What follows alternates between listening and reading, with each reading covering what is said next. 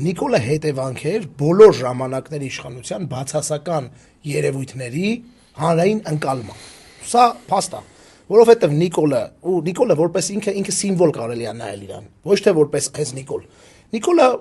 ամբողջացումն էր Տեր-Պետրոսյանական ընդդիմության, Ստեփան Դեմիրճյանի ընդդիմության, Արամ Զավենի Սարգսյանի, Արտաշես Գեղամյանի ժամանակահատվածի ընդդիմության ինքը ամբողջացումն էր։ Ուզենք չուզենք տենց էր։ Ու այդ սաղ բացասական բաները կուտակվել են ու պետքա պայթեին։ Այո, կար արտաքին հետ, կար եւ այլն։ Կուսակցական համակարգը կայացած չի իր ուսերին պարլամենտարիզմը կրելու, որտեղ պարլամենտարիզմը մենք մեծացնում էինք, պարլամենտարիզմի դերը քաղաքական համակարգում, ու այդտեղ արդեն այդ քո ասածն էր գալիս, որ քաղաքական համակարգում պատասխանատվությունը ոչ թե